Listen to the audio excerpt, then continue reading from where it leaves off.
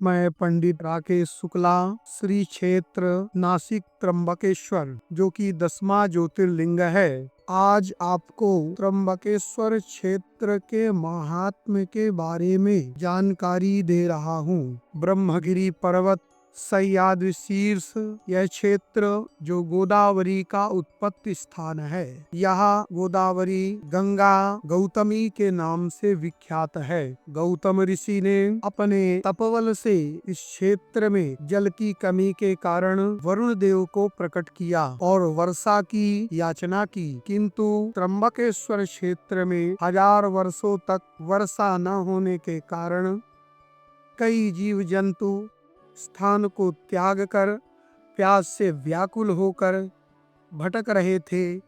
गौतम ऋषि ने जल के देवता वरुण देवता से याचना की कि आप वृष्टि करें, किंतु ब्रह्मलेख के कारण जल के देवता वरुण ने वर्षा होने से मना कर दिया और कहा, आपकी तपस्या से हम प्रसन्न हैं, आप वर्षा के अलावा कोई इच्छित फल मांगे। तब गौतम ऋषि ने एक गड्ढे का निर्माण किया और कहा कि इस स्थान पर अक्षय पात्र के रूप में जल दे। वह जल इतना सारा नूतन नवीन जल रहा जो सारे त्र्यंबकेश्वर क्षेत्र को हरा भरा करने लगा।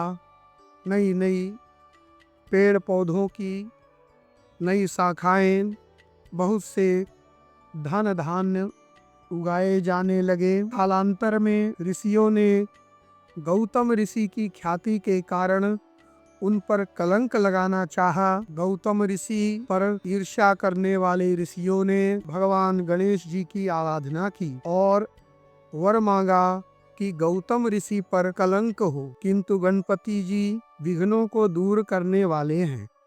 गणपति जी ने मना कर दिया, लेकिन ऋषियों के बार बार आग्रह के कारण गणपति जी ने उपकार की भावना से एक अत्यंत बूढ़ी गाय का रूप धारण करके गौतम ऋषि के आश्रम में यव आदि इत्यादि धान्य का चरण करने लगी, जिससे एक सीख उठाकर गौतम ऋषि ने गाय को भगाना चाहा, किंतु उनके गाय पर सीख के प्रहार से गाय मर गई और गौतम ऋषि के ऊपर गौ हत्या का पाप लग गया। सारे ऋषियों ने, सारे जन समुदाय ने देखा कि गौतम ऋषि गौ हत्यारे हैं।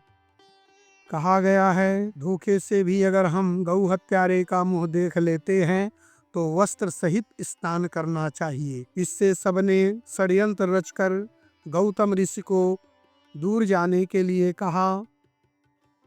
गौतम ऋषि एक कोस दूरी पर जाकर अपना स्थान बनाए और वहां पर तप करने लगे, किंतु ऋषि दुर्भावना के कारण सारे ऋषियों ने उनको भगवत भक्ति में भी रोक दिया।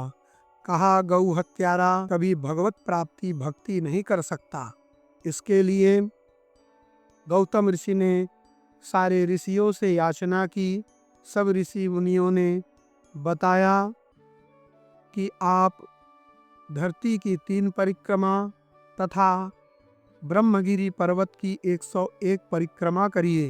तब गौतम ऋषि ब्रह्मगिरि की परिक्रमा कर रहे थे। ब्रह्मगिरि पर्वत पर साक्षात महादेव जी प्रकट हुए और गौतम ऋषि को सारे ऋषियों का वृत्तांत सुनाया।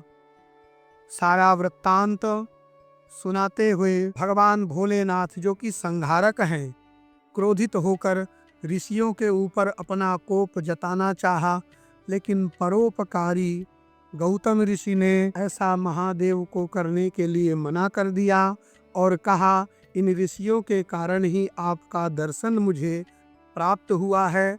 और जिस तरह से सारे ऋषियों ने कहा कि जब तुम गंगा को यहाँ पर प्रकट करोगे और 101 घड़े गंगा जल से स्नान करोगे, इससे तुम्हारी गौ हत्या का पाप दूर होगा। तो इस तरह से गौतम ऋषि ने अपने तपबल पर भोलेनाथ से निवेदन किया और भोलेनाथ ने स्वर्ग और धरती का सार पवित्र गंगा को प्रकट किया।